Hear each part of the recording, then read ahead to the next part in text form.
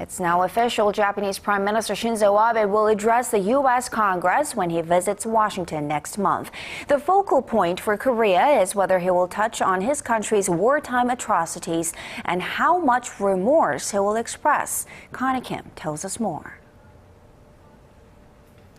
When Prime Minister Shinzo Abe speaks in front of both the Senate and the House of Representatives of the U.S. Congress on April 29th, the world will be tuning in to see how he deals with calls to apologize for his country's wartime atrocities.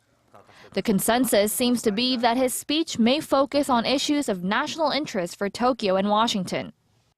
Abe is likely to devote much of his speech to the massive Trans-Pacific Partnership trade pact and Japan's right to collective self-defense rather than its wartime atrocities.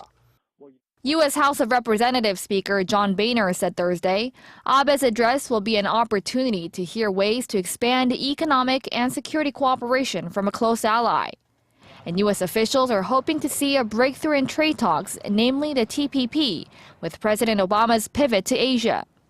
But Abe's U.S. trip comes at a time when its stance on historical and territorial issues is at odds with its neighboring countries, namely China and Korea. Some experts say how Korea and China interpret and react to Abe's speech will be critical for historical, territorial, and security issues.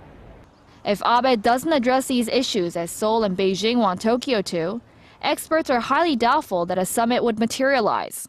In the last ministerial meeting between China, Korea, and Japan, China and South Korea has conditioned the likelihood of a possible summit among the three countries based on Mr. Abe's speech.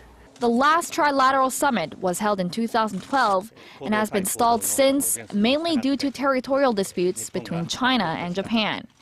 President Park Geun-hye and Abe have never held a one-on-one summit. Connie Kim, Arirang News.